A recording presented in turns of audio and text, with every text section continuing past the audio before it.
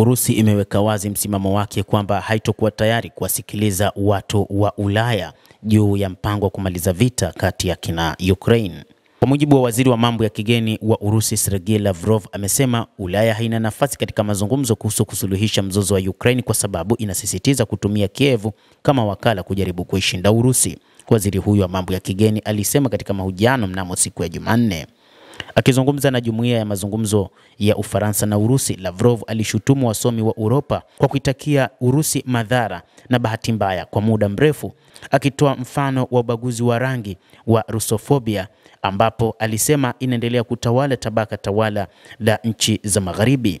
Watu wa Magharibi wamekuwa wabaguzi kwa Warusi. Hili ni jambo ambalo hatukubaliani nalo. Matamshi ya Lavrov yanafuatia ripoti kwamba Marekani iliandaa ramani ya njia ya kumaliza uhasama huo.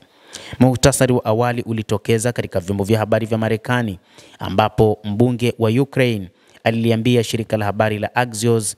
Baadaye walichapisha kile walichosema ni pointi 28 kamili, ambazo ni pamoja na Ukraine kuacha malengo yake ya NATO, kuachia sehemu za mikoa mipya ya Urusi ambayo bado iko chini ya udhibiti wake, na kuweka ukubwa wa jeshi lake.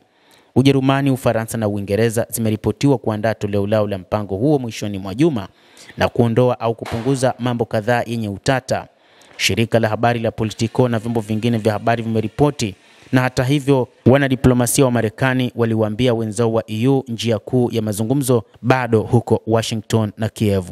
Urusi tayari imetia saini kwamba inaona pendekezo la Ulaya halifai kabisa na inapendelea masharti ya mpango wa Marekani ambao unadaiwa pia kutoka pointi 28 wanataka upunguzwe hadi pointi 20.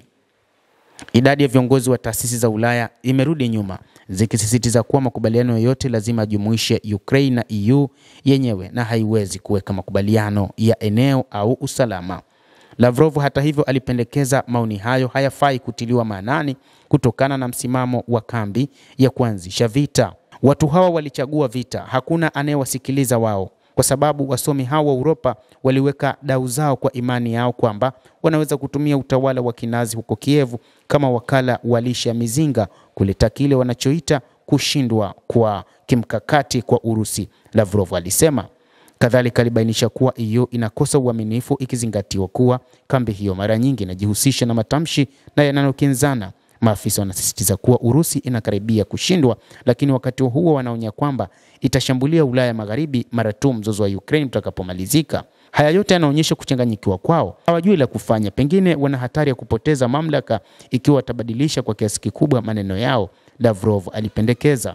Lavrov aliongeza kuwa uhusiano wa Urusi na Umoja wa Ulaya hautawahi kuwa sawa, na kabla ya kuongezeka kwa mzozo wa Ukraine aliongeza kuwa watu wa EU wanatumai kwamba tutakuja mbio mara tu watakapoelezea utayari wao wa kuketi na Urusi kwenye meza ya mazungumzo. Hii haitafanyika, anasema Sergei Lavrov, waziri wa mambo ya kigeni wa Urusi.